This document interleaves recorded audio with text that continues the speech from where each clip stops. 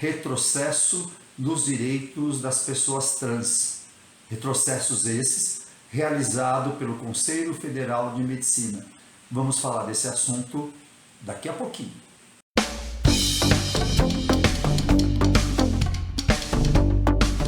O Conselho Federal de Medicina, ele veio em público, por meio do Diário Oficial, noticiar modificações no protocolo da transição de gênero. Né? Por qual é o argumento do Conselho Federal de Medicina?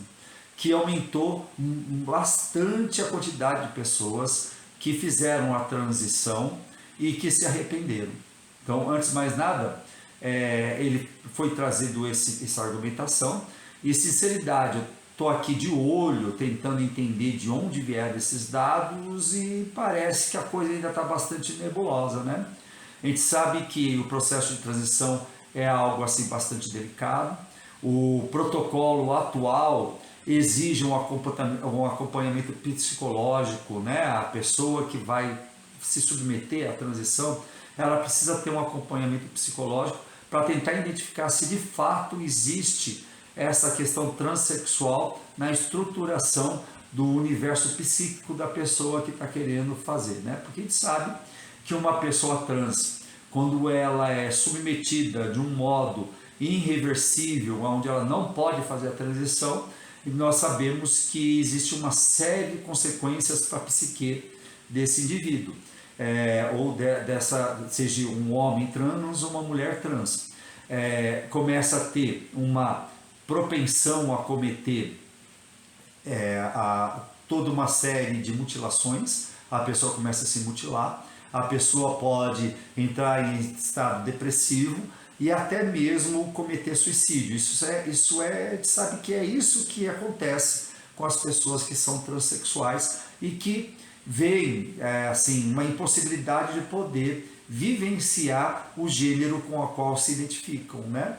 Nós sabemos que a sexualidade ela se manifesta muito antes dos 18 anos, né? E a questão de gênero está atrelado com esse ponto de vista. Significa que tanto a pessoa trans como uma pessoa homossexual, muito antes dos 18 anos, ela começa a perceber que o mecanismo psíquico dela não é exatamente aquilo que é o normativo, né? Então, se você pegar o protocolo antigo, era possível tomar bloqueador hormonal a partir dos 16 anos. Agora mudou, é só a partir dos 18. E o que é o bloqueador hormonal? São remédios que evitam que a pessoa avance na puberdade, né? Então, se uma pessoa começar a se entender uma possibilidade de transição, né, de transição de gênero, ela toma o bloqueador, isso vai retardar a mudança de voz, nascimento de seios, e isso torna mais viável a transição depois, né?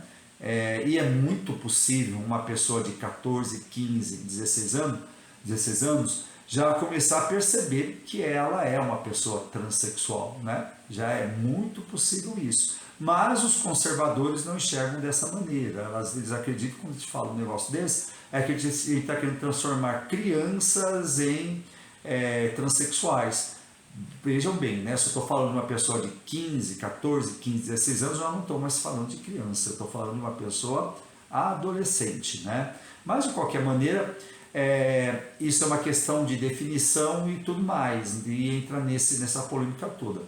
Outro mudança do protocolo foi o seguinte, que anteriormente era possível fazer intervenções que geravam infertilidade, esterilização, dos 18 anos em diante. O protocolo mudou. Agora, segundo o Conselho Federal de Medicina, apenas após os 21 anos.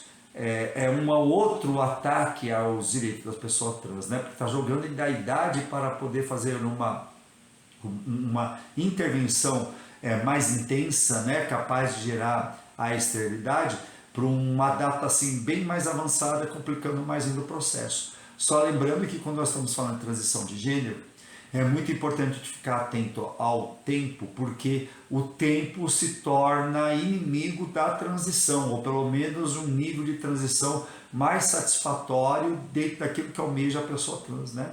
Então, é um bruto no retrocesso. Quando a gente fala de ciência, né, e aí a gente tem que ter uma visão assim bastante crítica, nós temos que entender que a ciência, de qualquer maneira, ela nunca foi neutra em qualquer momento da história da humanidade.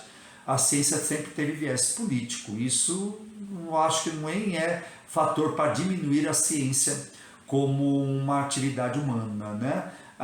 E no caso aqui especificamente do Brasil, já que nós estamos falando do Conselho Federal de Medicina, nós temos que entender que é um conselho de classe profissional, né, que rege os procedimentos de uma categoria, de uma classe extremamente importante, sempre numa perspectiva científica. E de repente a gente percebe que existe esse viés conservador e é muito fácil a gente entender por que isso acontece. Se a gente for puxar a nossa memória lá na época da pandemia, nós vamos ver que esse mesmo Conselho Federal de Medicina apoiou as falas absurdas de Bolsonaro quanto ao uso de cloroquina, né? Então, e outros tratamentos alternativos. Então, a gente não precisa nem dizer mais nada, né? Um Conselho Federal de Medicina que até pouco tempo atrás estava apoiando um terraplanista, né? Que estava defendendo um remédio que não ajudava em absolutamente nada a questão do vírus da Covid.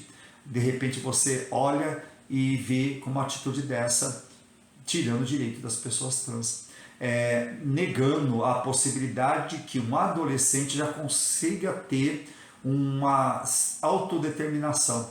É lógico que a gente tem que ter critérios para as idades, para poder fazer os tratamentos e as intervenções, mas só lembrando que o próprio protocolo antigo exigia que essa pessoa que tem essa questão de gênero consigo, né, essa inadequação com o seu gênero que lhe foi atribuído, para poder fazer a intervenção, você precisa de uma equipe multidisciplinar e a necessidade do acompanhamento psicológico.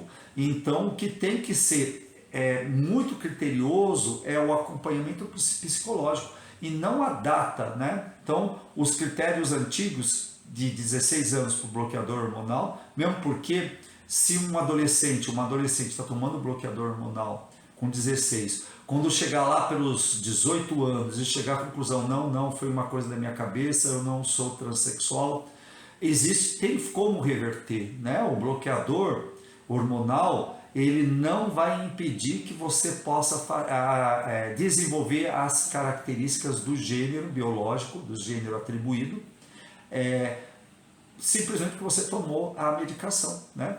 E a outra questão da intervenção que gera a esterilização era muito razoável a idade de 18 anos, né? Porque a partir de 18 anos a pessoa já está, de um modo geral, o que acontece? A mulher sai da adolescência aos 18 anos, então se você for fazer uma cirurgia depois dos 21, bem pouco efeito vai ter na transição dessa pessoa que nasceu mulher e quer se ver como homem, né? Ou seja, uma pessoa trans, um transmasculino. No caso do homem, de quem nasce homem, mas é uma mulher trans, né? Então a pessoa nasceu homem, o sexo biológico homem, e ela vai transicionar para o feminino.